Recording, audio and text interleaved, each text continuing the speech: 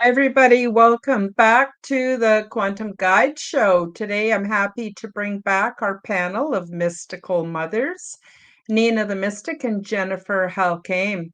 And for those of you who are not familiar, let me tell you a little bit about them.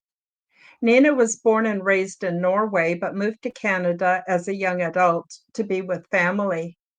While growing up, Nina had several spiritual experiences, including sleep paralysis for the first 42 years of her life, but it disappeared when she left Christianity and started to study the occult. Nina makes YouTube videos and offers private sessions for those who seek spiritual advice and guidance. And you can check out her link below for her website and all of her information. She works as a mystic, but Nina spends a lot of time being a truth seeker, combining all her knowledge to teach and grow with others, which has become a passion for her. Now, Jennifer Halkame is not quite made it to the show yet today, may or may not be able to make it. I know they had some troubles at home, not that kind of trouble, not dramatic trouble, but their washing machine basically gave up the ghost and flooded their whole place. So she may be dealing with that today. I don't know. But Jennifer is a certified Reiki master teacher, healer, life coach, and psychic intuitive with over 30 years of experience. And she's dedicated to helping others heal and align with their true path. So today we're going to do a deep dive into the subject of herbal medicinals and how to use them. All of the links are featured below in the description. Please do check me out, subscribe to my channels, leave me a comment, like my videos, and share my content with your friends.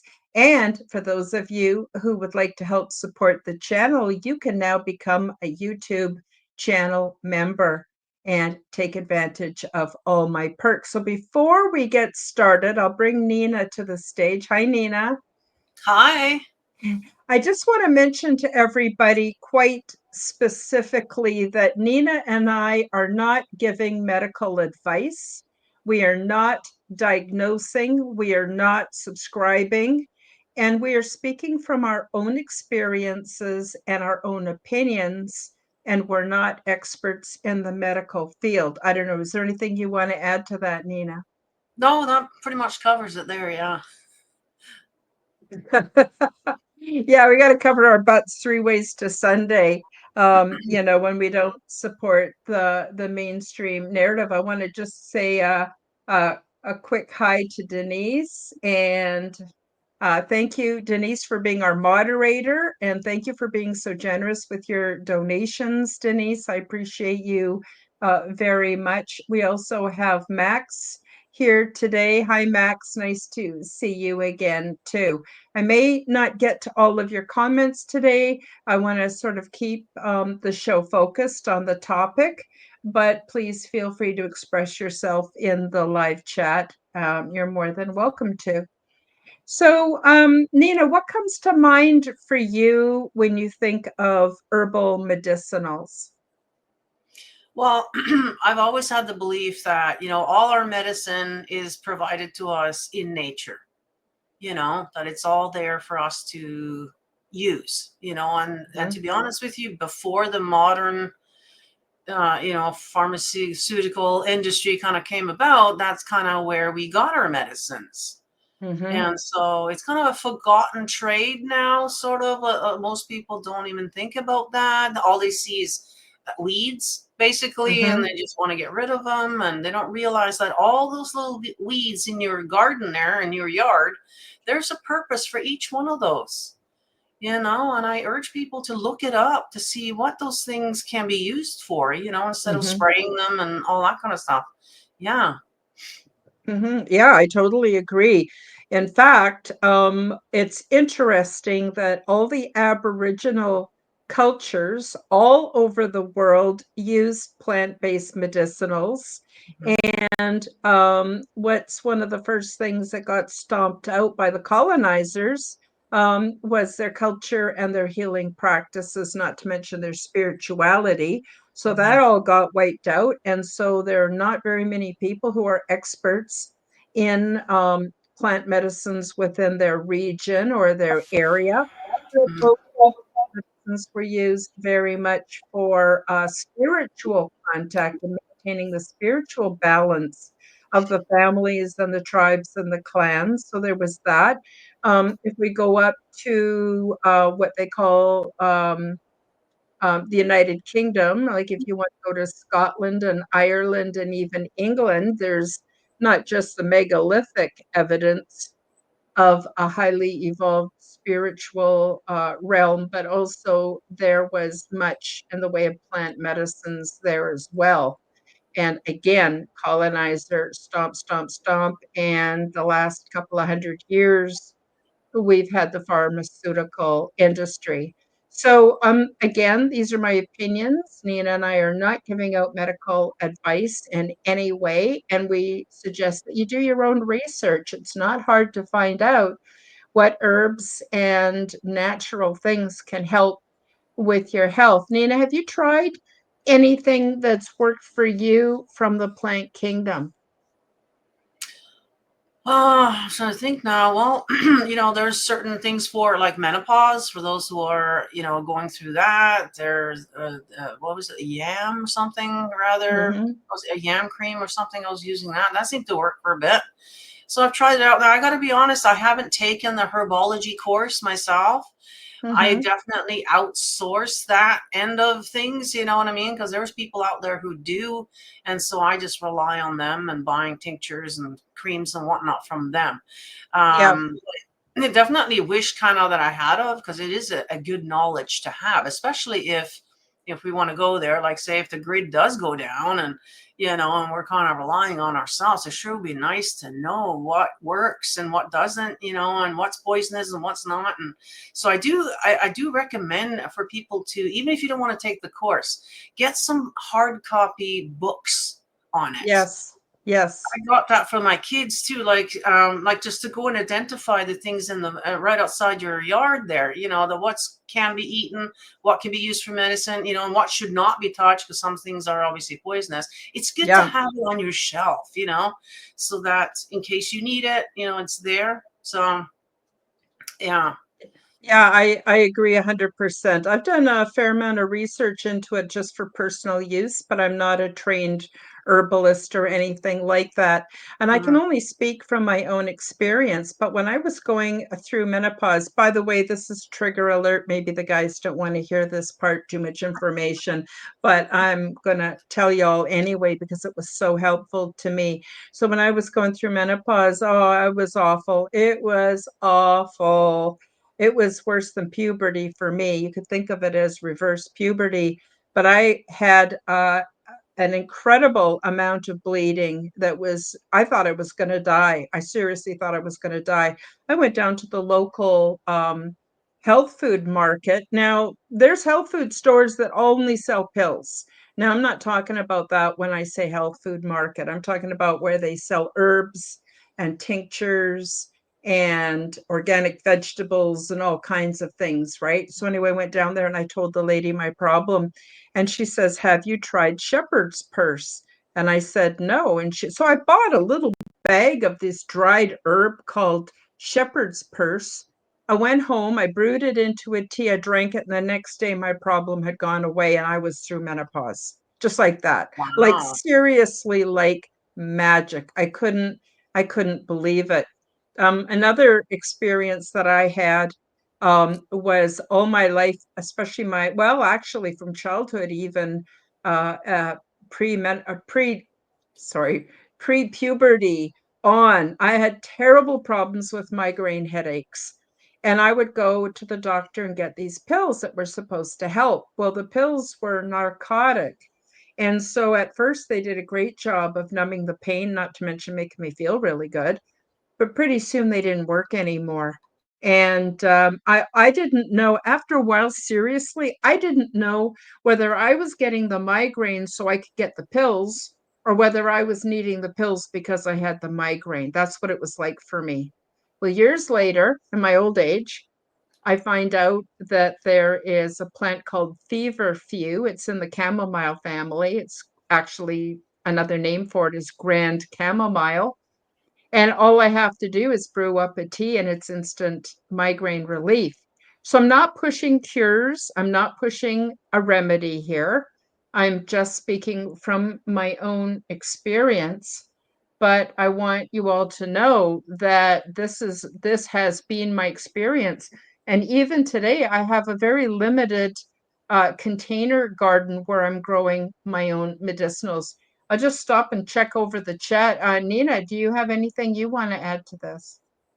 Yeah, I mean, chamomile is wonderful for relaxation. It's kind of known for that. A lot of people, drink chamomile tea in the evening and stuff like that. It definitely helps you calm down and might even promote, sleep. Although there's Mhm. other herbs for sleep.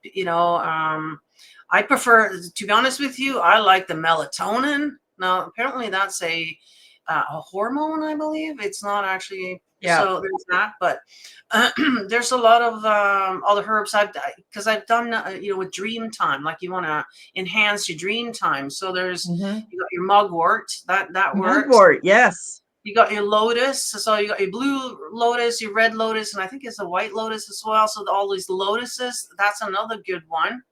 What was the other root? I have them. I got a cupboard full of herbs and stuff, so Mhm. try out different things. But yeah, I would make a tea out of this and then use it for dream time and stuff like that. So yeah, it works. Like these things have been used for, well, thousands of years Yep. since we've been here. So yeah, And definitely. it and interesting, we're going to get a little bit into cannabis further on in the show today, but mugwort is Mhm. also an amazing, you can make a tea out of it, and it actually detoxifies your brain from anything that may have built up from using too much cannabis. Like too much of anything is not good for you.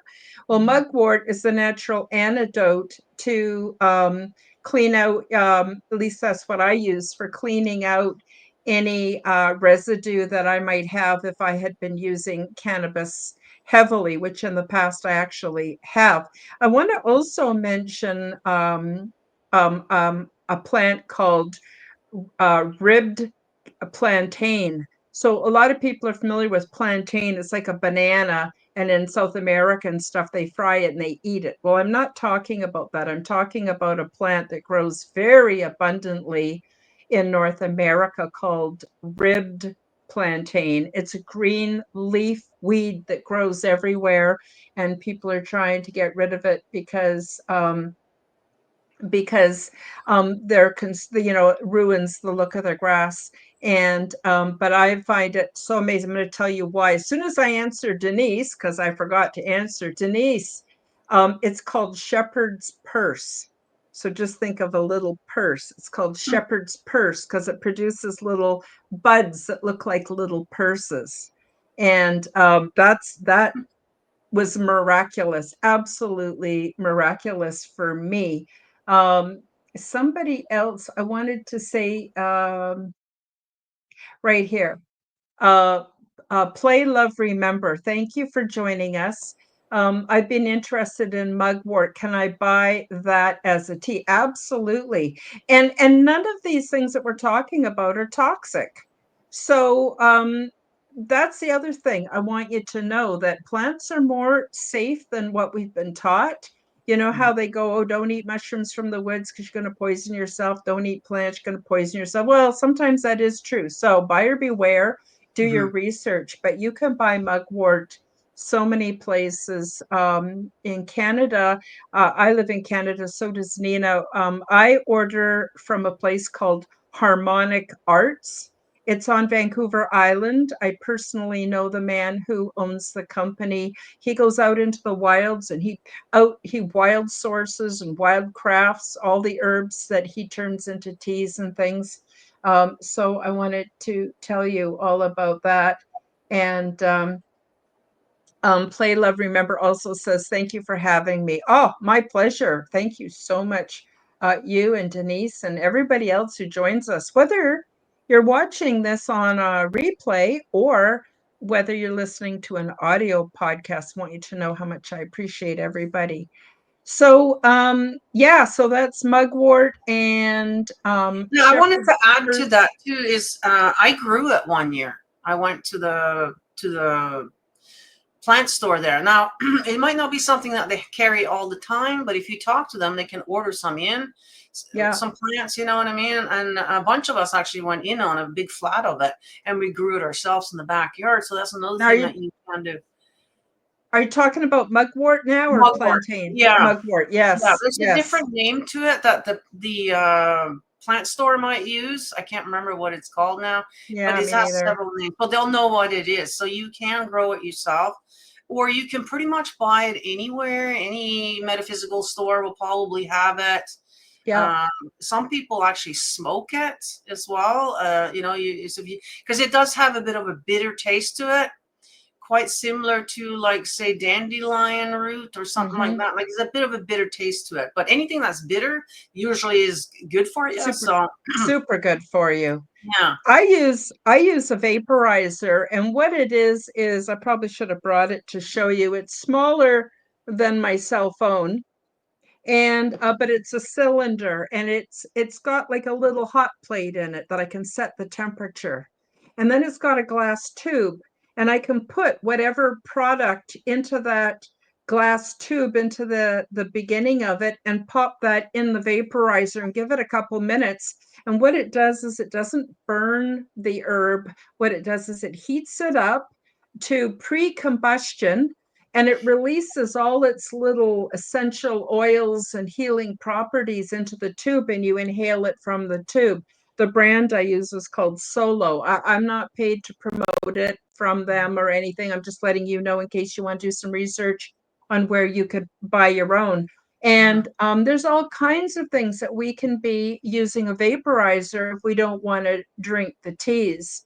So I wanted to tell you a bit more about plantain. Plantain is just, it comes in two forms. It either comes in a long, narrow leaf.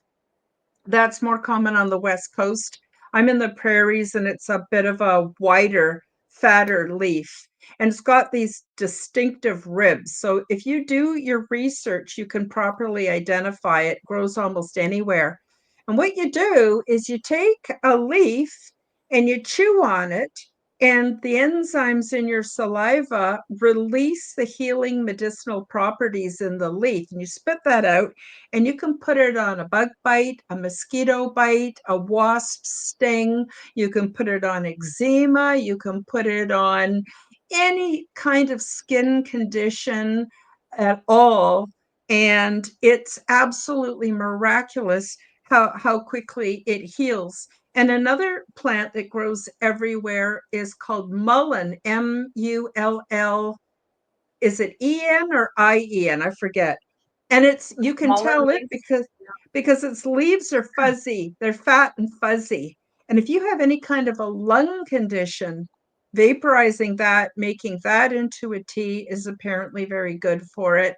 And another thing you can do is use it in a vaporizer if you're having lung issues. So I'm not diagnosing, I'm not prescribing, I'm just speaking from my own experience, Mhm. what I have done.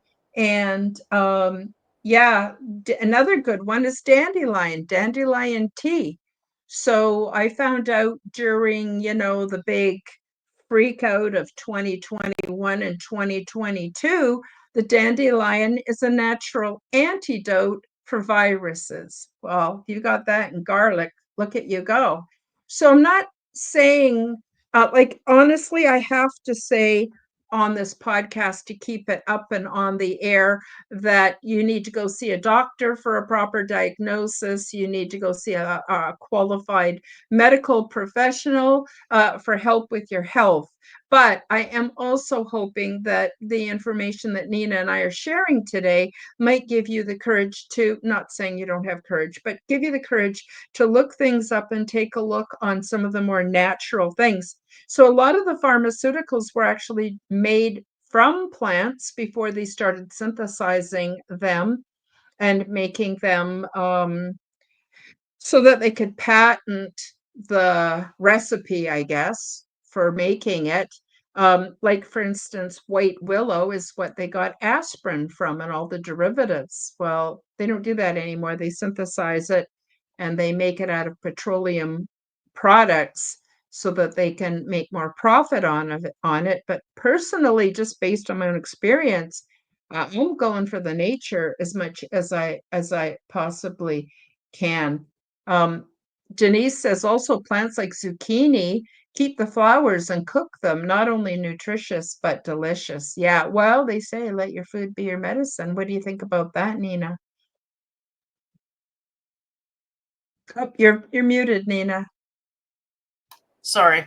Yeah, That's they say, okay. they say you are what you eat. And so, it's very interesting how true that is, And so once you know about the white willow now, again, as if you're a prepper, I don't know if you've got a lot of preppers on your show here, but if you are though, and you have a garden, I would definitely grow some of that, so that in case, what if the pharmacy is no longer open? What if, you never know, something could happen?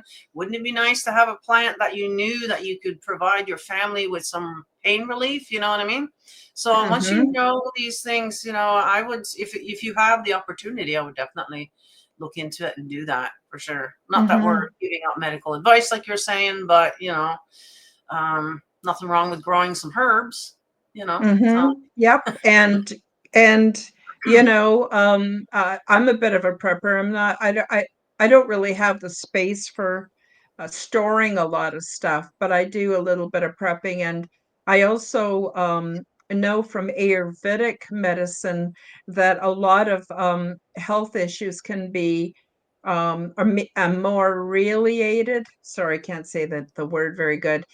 Can be fixed or helped by either warming or cooling herbs. And warming herbs include things like cinnamon, cayenne pepper, ginger, all kinds of things like that we use all the time as spices.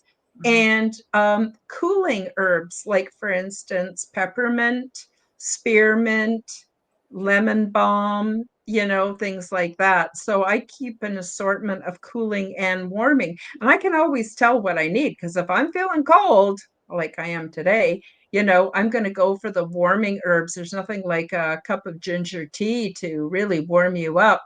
Or if I'm needing cooling herbs, I'm feeling too hot, there's nothing like making some peppermint. And I grow all of that in my backyard in containers as well. Let's see what Helena says. She says, I'm a prepper, fishing and hunting with a high power rifle and shoot gun, and survival in the Swedish north is my thing. But I live in the south by the ocean beach doing my art and my music. Oh, that sounds fantastic. Yeah, I wish we had. I mean, we used to be able to have rifles, eh, Nina, and we could go out and shoot food and do things. And now they're taking all of that away from us. And yeah. yeah, so yeah, there's so many remedies. But like Nina has suggested, and like I have suggested, do your research. I should have brought it to show you all. I've got a big, thick book on medicinal herbs, how to make tinctures, how to make teas, how to make all kinds of things out of natural things for just about anything that will, Mhm. that you might need help with. So, um, yeah, so I highly recommend it. It's And always good to, of course, grow it yourself, because that way you know for sure what's been sprayed on it or not. You know what I yeah, mean? You yeah, just never know with when you're getting it from some other places, but definitely try and get it as organic as much as possible. But yeah, yeah. I was going to mention too the oil of oregano. That one is pretty Yes. Oh very my gosh, that's a powerful one. yeah, And you with notice how plant medicines all taste horrible? You're yeah, not tempted to overdo them. That's for sure. exactly. Yes. So yeah, oil of oregano is another good one. So I think what I would do now, Nina, if it's okay with you, I'm going to just quickly play a very quick promotion for my books, and then we'll come back. It's only a couple minutes. Stay with us. Then we're going to get into the subject of cannabis and psychedelics, and because I do believe those are also medicines, and we'll pick up where we left off. Learn the stunning details about ET diversity and culture, along with their advanced ways of living and expressing spirituality, which is in no way like anything imagined here on Earth. Transdimensional, meet the new neighbors, introduces you to many different ET beings, the healing pods, the interior of the big ship, my orientation process, cultural events, and off-world mating practices. In my contact experience, I learned a great deal about the big ship, intergalactic and transdimensional travel, intergalactic planetary research, and the various options for resettlement. Once I published my first book, I felt the need to create a second book called Transdimensional 2, Meet the Greys Picture Book.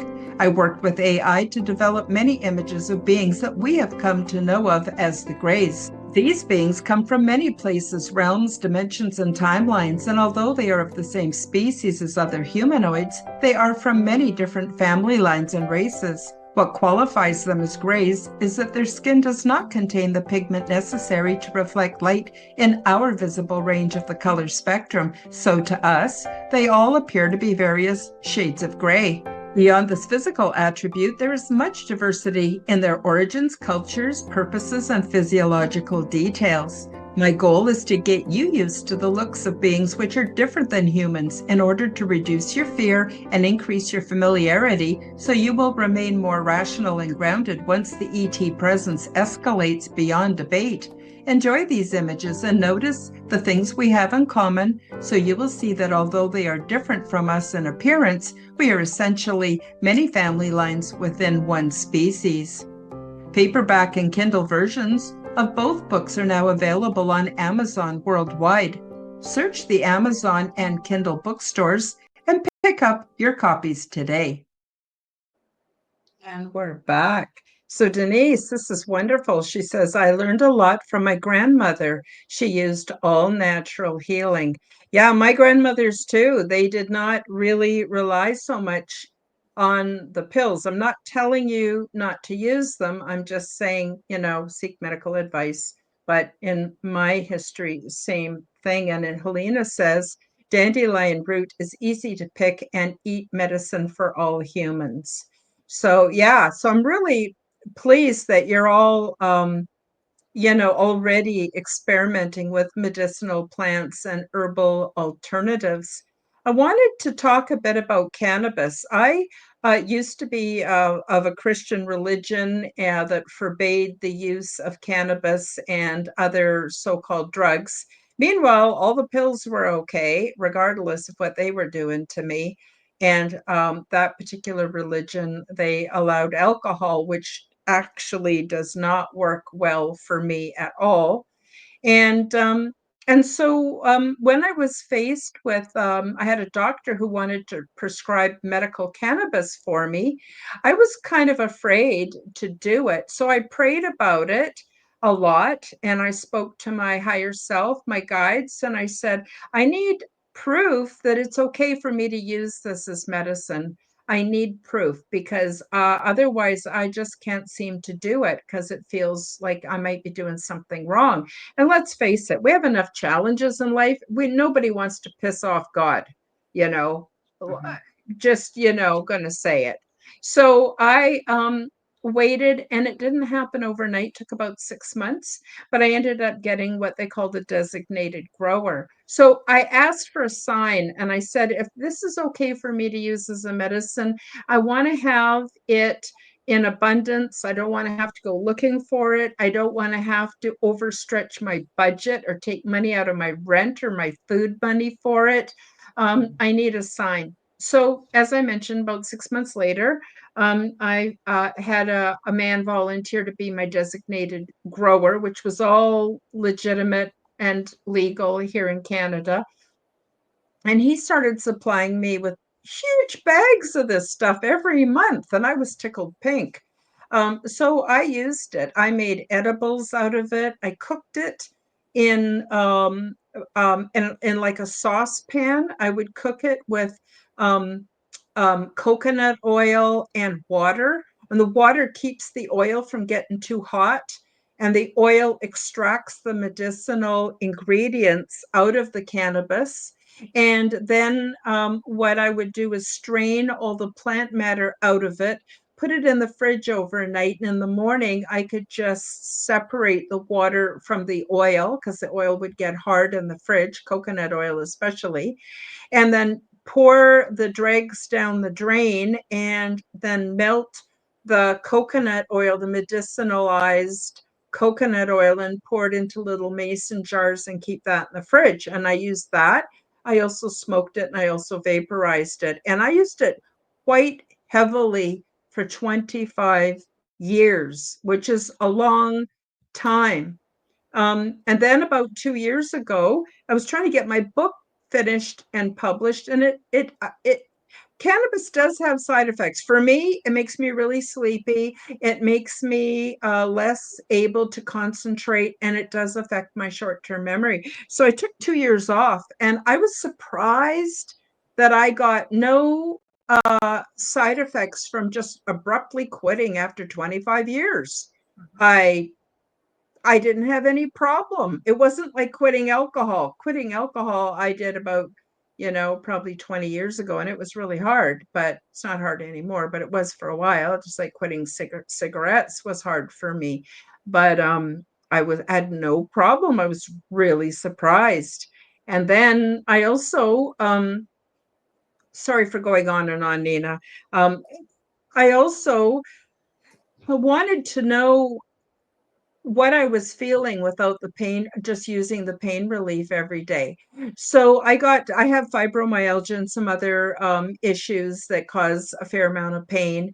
And I wanted to see what my pain levels were like without it. And sometimes we need to, well, I don't know how to say this. I guess I'll just say it the best way I can. I find that cannabis makes the intolerable tolerable. It makes it so I can cope with things I couldn't normally cope with like pain and suffering. So when I went off it, it made the intolerable back intolerable again. And then I was able to look at some other ways to help myself through diet changes and self talk, meditation, things like that.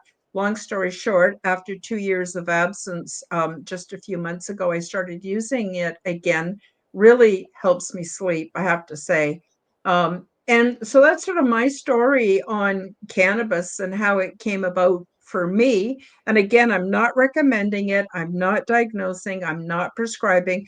But Nina, do you use cannabis? And do you want to talk about it? Because I don't want to embarrass you or put you on the spot here. Yeah, no, that's how I've gone through life as well as the marijuana. And I used to smoke it, before. Now, the last couple of years now, I've been trying not to smoke it because I know it's not good for your lungs. Anything you're putting in there, is not the best for you. So I've kind of gone over to edibles now, but not just edibles. This edible that I take also has a CBD as well as Mm-hmm. THC. So it's got a one-on-one ratio in there. And the Mm-hmm. CBD, I'm sure you've all heard of it. That's the stuff that doesn't make you stone, but it really works on pain and whatnot and whatever. So yeah, I use it for all of that as well. I got pains and aches, and of course, as we get older, that's normal. But I do have some other issues that I was born with and whatnot, and so yeah, it just takes the edge off the pain. It just makes it more tolerable, even around people, to be honest with you, because a lot of times Yep. I just don't have the patience for all the stupidity out there and whatever. So if I'm stoned, oh well, it's all good, right? We can kind of tolerate Or uh, tolerate, yeah. more tolerance towards people, a lot nicer towards people, to be honest. And so yeah, there's a lot of reasons why I take it, but yeah, I definitely do. Yeah, and sleep, big one, big time. Yeah. Yeah, I also, through the research I've done, I found out that we have what they call cannabinoid receptor sites in almost every cell of our body. So Mhm. we actually have receptor sites that aren't being used. I think maybe at one time we produced our own, what they call endocannabinoids, which are identical, and we used to produce them for ourselves. And for some reason, I don't think we do anymore. So when we take in cannabis, whatever form it, works best for us, it actually, there's little receptor sites that are absolutely waiting to be stimulated by this and set about our healing process. And so we've got various systems within the body that are help us to heal.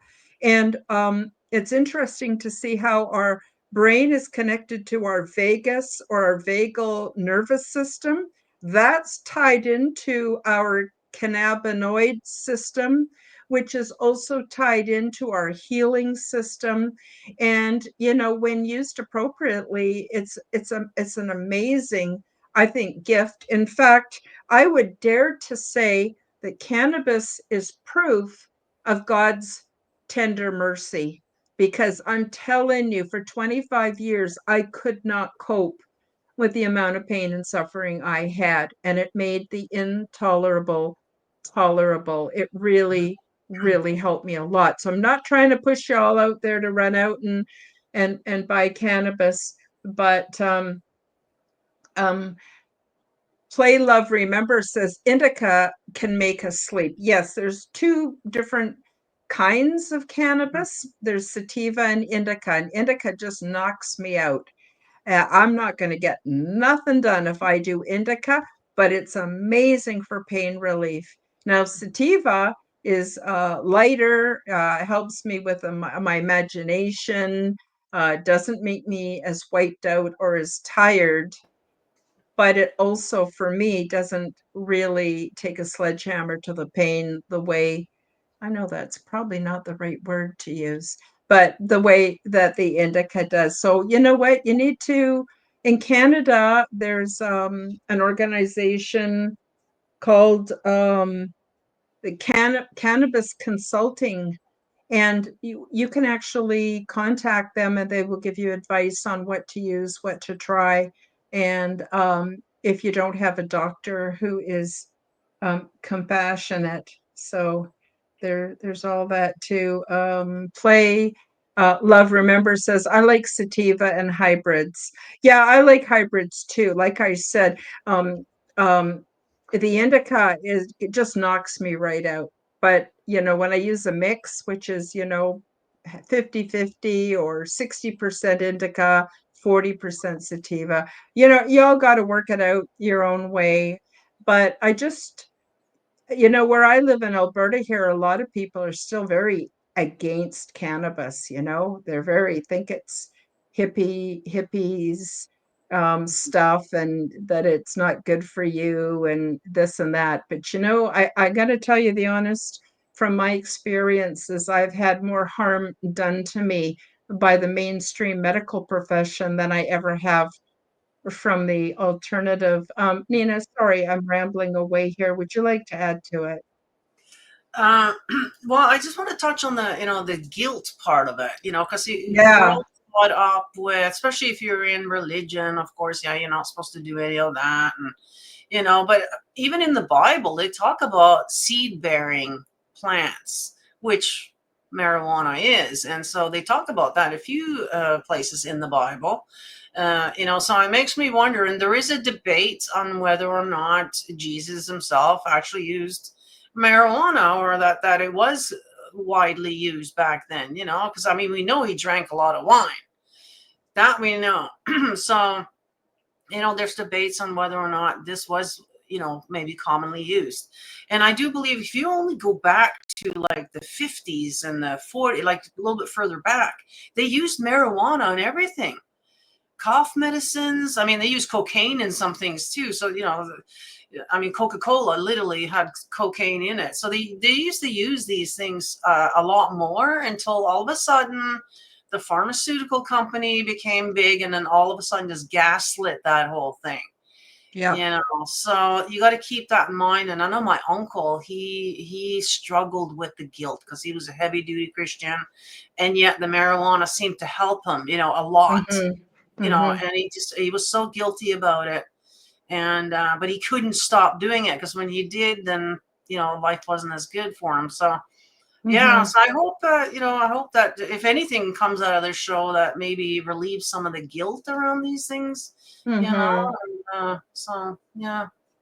Mhm. And I agree. I like, um, for me, the most effective way to use cannabis is to smoke it, but I don't because then I've got a sore throat, coughing. It's not a good thing to add all that plant content into your lungs. But then another thing that they're finding out now is a lot of places that are growing cannabis are actually organized crime, and they're not caring about mold, mildew, heavy metals, pesticides, herbicides. So just because it's cannabis doesn't necessarily mean that it's a healthy form of cannabis.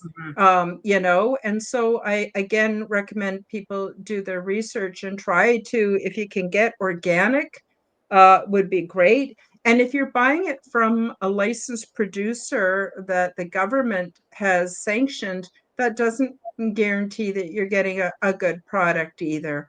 So again, it's buyer beware. If you're going to use it, you need to do your research. You need to find out where you're getting it from, who's growing it, um, mhm. all of that, because you don't want to make yourself sicker. You're trying to make yourself better.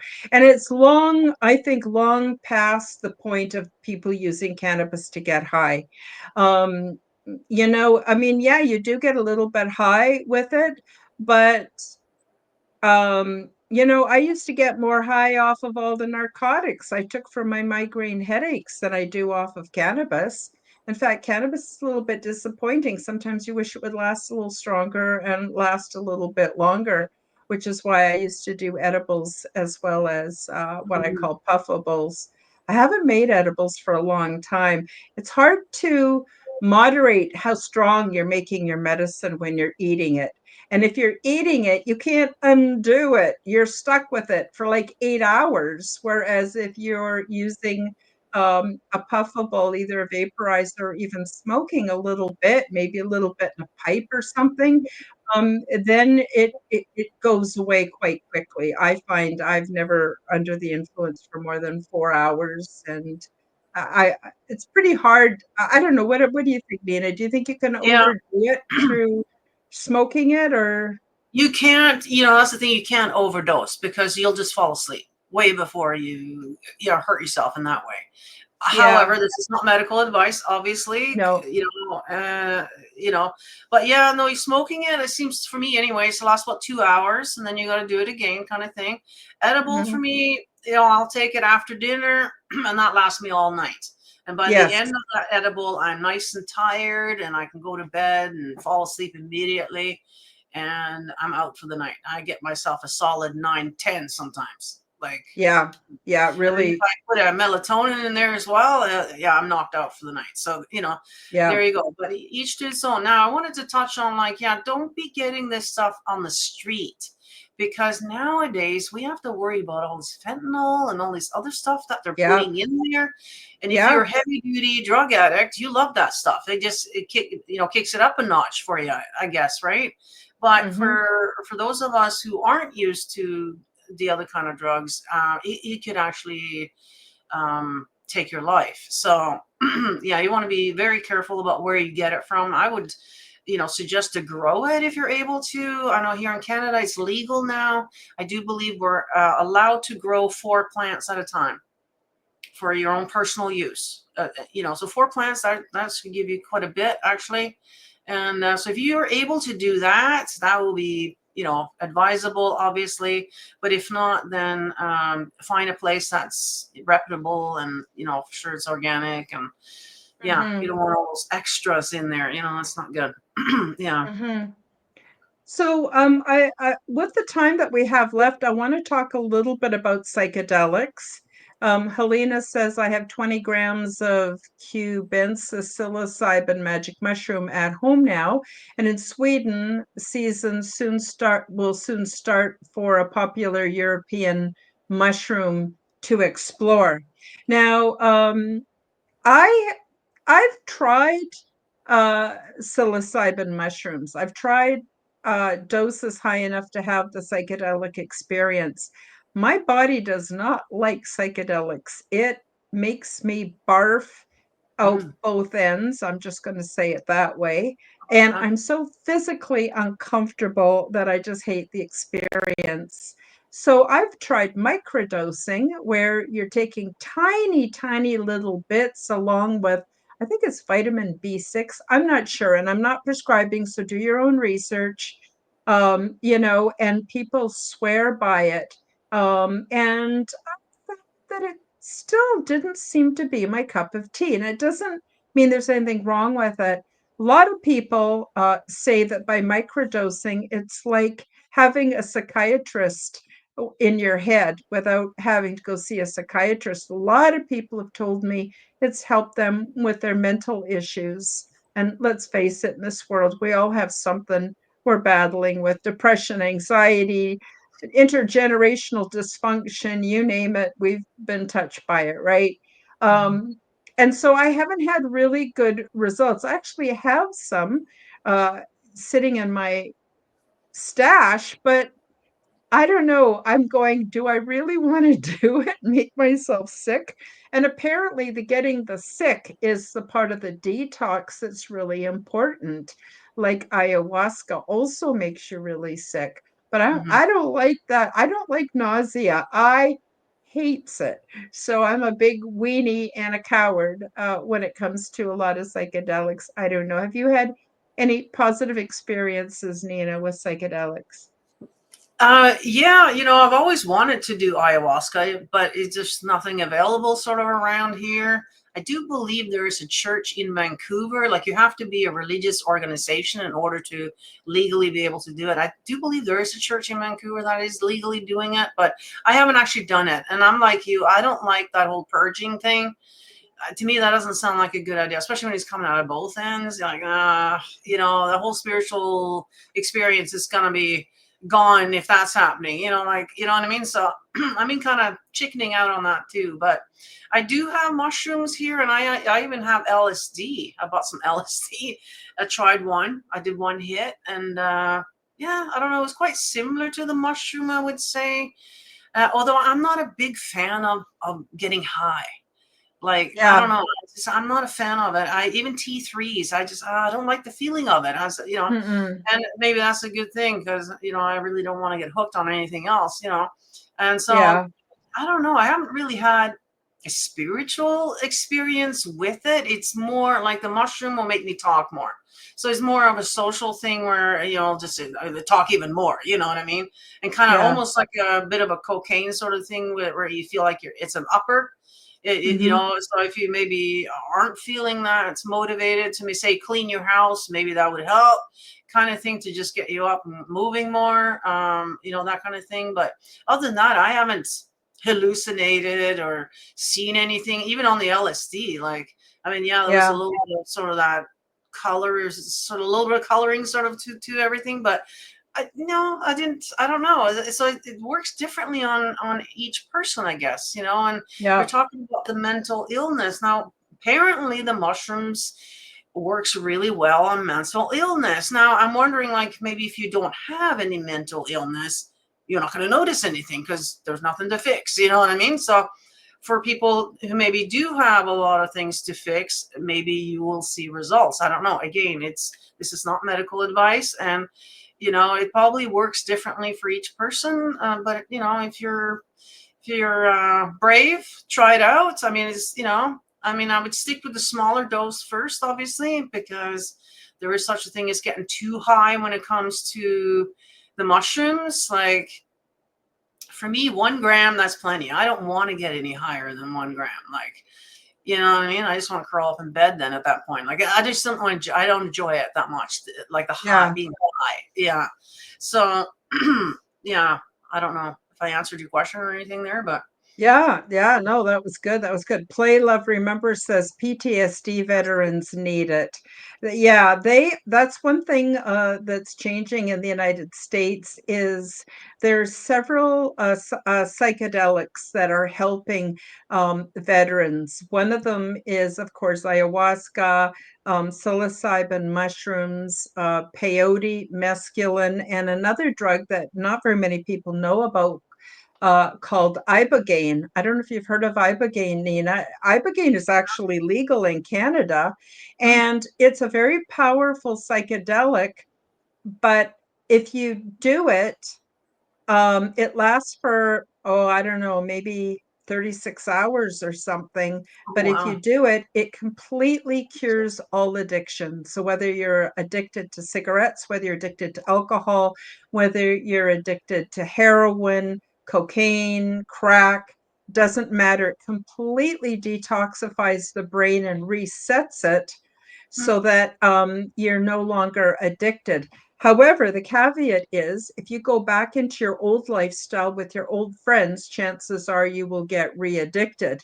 But if you mm, change your lifestyle, they're having wonderful results. So, right now, they're in the process of legalizing and setting up clinics with these kind of treatments, especially for veterans. It's an absolute travesty that young men and women are going over and sacrificing so much for their country, come back, and they're basically regarded as homeless bums. That is unacceptable.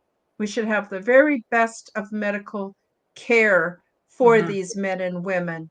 And don't get me started on politics. I'll get on a soapbox and never get off. I wanted to say a quick hi to Jackie J. Hi, Jackie. Nice to see you. Thanks for joining us.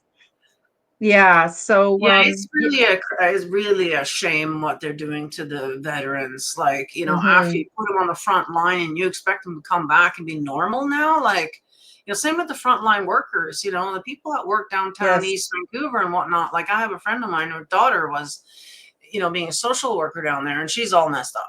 Like, because you're going to see things that it's just beyond what we should be seeing. And so I guess by Yeah. taking the psychedelics, it kind of helps you process. It's kind of like shadow work in a Yes. sense, to help you process as to why this is happening, in Yes. a different way, I guess. And yeah, because I mean, yeah, there's some awful things out there, and so whatever it is that if it is helping them, then I think they should be doing that, and Yeah. maybe, and we have it like an epidemic right now with the whole fentanyl thing. There's, Yeah. and the what do they call it, crank or whatever? It's like something that's I don't mixed with know. horse tranquilizer with the fentanyl. And it turns them into zombies. I live Yeah. right in the hood here, so I see it all the time. They're like standing up, but they're Yeah. sleeping, but they're standing Yeah. up in some weird positions and stuff. Like, it's horrible to watch. Like, how does one person get to there? But if you go back into childhood, obviously these people, have had a traumatic time of it. I mean, so if we could help these people, right, with something like this, that would be great. Now, I don't know Mhm. what Trump's doing in Washington. Apparently he's rounding all these people up. I don't know exactly what his intentions is there, but I mean, it might not be a bad idea if he was actually helping them, put them Yeah. through. Like you said, you got that one drug there that will cure addiction in a couple of days. I mean, wouldn't that be great? Ibogaine. You Yeah, know? but they need to be in a clinical setting so they're Yeah. cared for during the experience. So I originally am from South Burnaby, East Vancouver. So I know about the downtown east side in Mhm, Vancouver. It's just mhm. everywhere, all these zombie people. Last Yeah. time I went to Victoria to visit my daughter, which was not too long ago, I took the kids to the local park, and there was a guy there who was like a frozen statue. And I didn't know what to do. I didn't do anything because, you don't know what are you supposed to do. Heck, I don't know. No, I wouldn't I just approach left them him because alone and yeah. we left. But yeah, I was hoping he wasn't dead and just frozen, but I didn't know. It was Oh, it there's was pretty overdoses bizarre. every day around here. Like Yeah. it's so easy to overdose on that stuff, and it's Well, what, horrible. how do you feel about that whole safe supply thing that where they're just giving out all of these hard drugs to people? What do you think about that, Nina? Well, it's almost like a suicidal thing. I mean, it's like, Yeah. hey, well, you go and take this because they want to get rid of you. Obviously, they're not Yeah, you giving have your it to you. choice between MAID or safe supply. Right. Maize is a whole nother thing that probably a lot of people here haven't heard of. It's a Canadian thing, but um, yeah, I do believe the whole fentanyl and the epidemic of it is definitely part of the depopulation. Yes. Yes, I would agree. Unfortunately, it's taken out the low hanging fruit, and there's a lot of people that are, troubled. I think we've all had some form of, PTSD in some form or another, through childhood, you know. Yeah. So it's easy to do if you fall into the wrong crowd, but yeah, definitely part of it. They're not giving out things because they're, trying to help you at all. It's yeah, I wouldn't trust anything that they're coming out with, but No, yeah. me neither. Not anymore, especially not anymore. No, absolutely not. The other thing too is the government is using taxpayer money to pay the pharmaceutical industry for all of these drugs, and they're not cheap. So that's another scam, what I would consider to be a scam.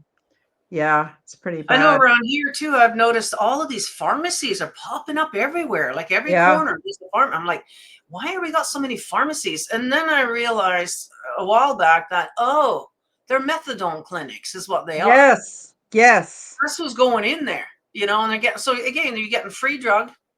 You go in there 2, 3 times a day, whatever it is. Yeah, get free drugs, and just keep it going. So that's, yeah. So the whole pharmacy industry, unfortunately, are just out for money. Obviously, they don't Yeah. care about you and I. They just want you taking their drugs, whichever form that is. Yeah. And quite often it's gonna shorten your lifespan, most likely. Yeah. Mm-hmm. Mm-hmm.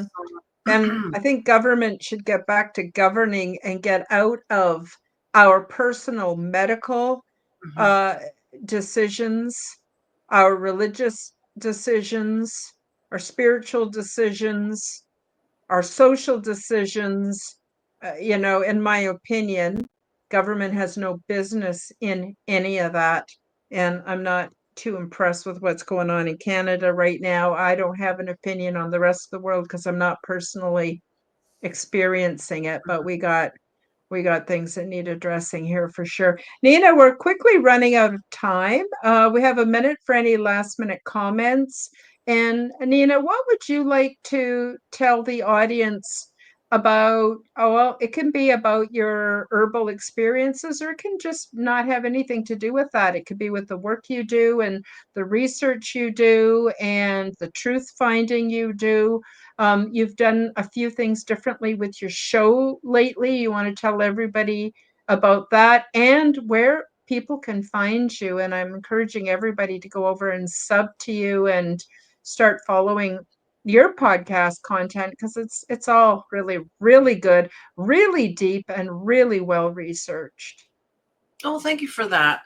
Yeah, having a YouTube channel is quite challenging. There, a whole algorithm thing, and I was end up having two different kinds of content on there, trying to combine it. It doesn't work that way, So I had to make some choices and decided to just keep YouTube with the spiritual stuff, cult related, that sort of thing, and keep the truth seeking. And that's another thing too with the censorship. My channel just got so shadow banned. I'm shadow banned everywhere. I was having truth seeking groups over on Facebook way before that was a thing, and I was in Facebook jail way before that was a thing, and that's trickled over to all my other channels, and I'm just shadow banned everywhere.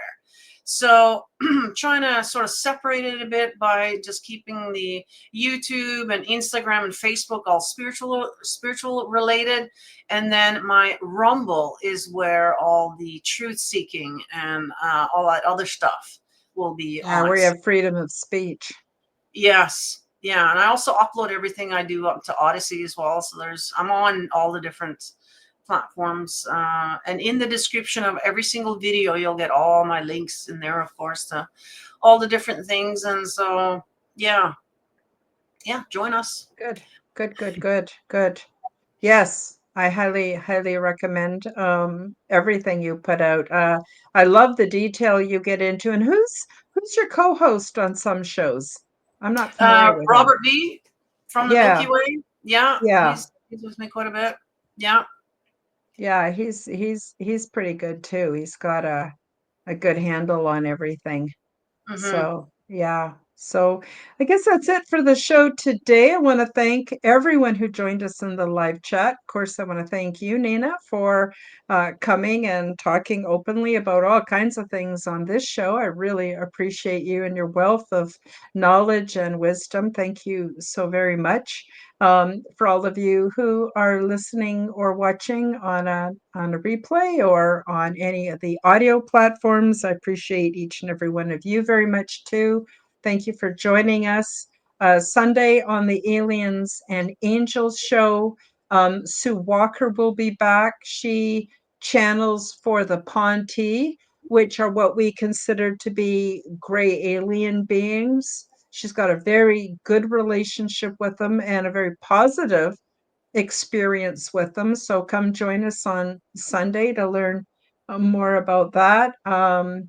And thank you, everybody. And I guess that's it for today.